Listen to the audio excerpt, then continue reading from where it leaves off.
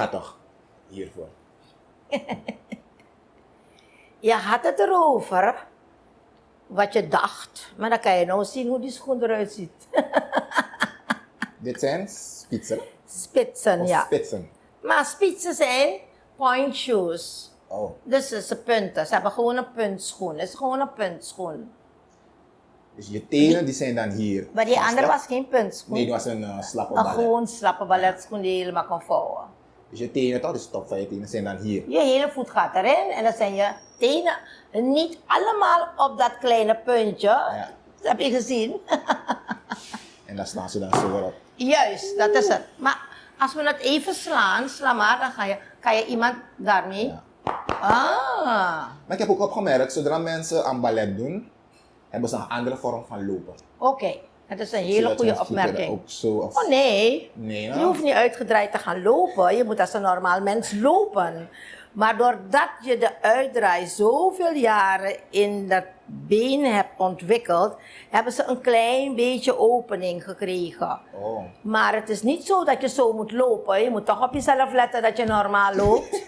Want dat is ook belangrijk voor je gezondheid. Ja. Maar de dansers die de hele dag in de balletstudio's en in studio's moeten leven om dan s'avonds in het theater op te treden, die klassiek doen, zijn eigenlijk continu bezig om die aan de hordes, het uitdraaien steeds verder te krijgen.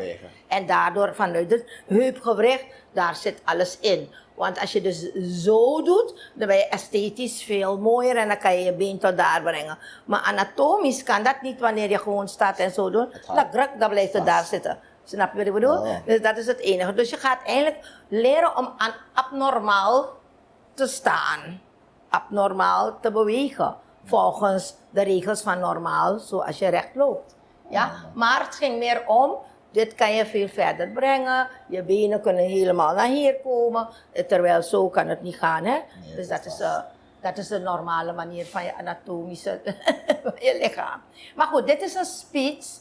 En om hierop te kunnen gaan, gaan ze dit ding hier, die box, breken. Want het is zo hard dat je niet erop kan komen. Dan gaan ze echt dit binnenste gaan ze hier zo maken, zodat het een beetje zachter is. En dan, wanneer ze erop zijn, dan hebben ze ook nog lintjes om hun enkel te binden. En dan blijven ze dan daar staan en dan oefenen ze om deze spits, dus die box, een beetje zacht te maken. Dus ze gaan naar beneden, naar boven, naar beneden, naar boven. Aldoor zo dat het een beetje slap wordt. Net als die slappe schoen. Ja.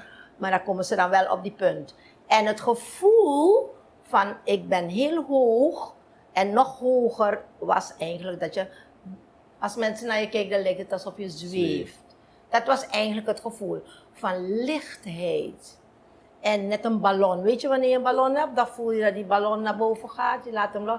Dat gevoel moet de danser hebben. Maar hoe kom jij aan dat gevoel? Dan moet je jaren trainen. Maar krijgen ze ook misschien blaren als ze dit Natuurlijk krijgen ze blaren.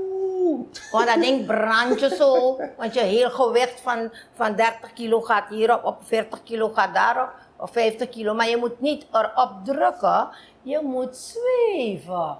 En dat is die techniek. Oh. Heb je gezien? Dus al heb je het aan, moet je zweven. En dan zeg je ja, en dan waarom dansen ze toch erop terwijl het ze brandt en ze krijgen blaren en ze krijgen ook bloedtenen? Waarom dansen ze erop? Want het gevoel van zweven is het heerlijkste. Zou u nu willen zweven zo? Huh? Oké, mooi man. This is another Supreme production. Supreme TV. To entertain, to inform, to inspire.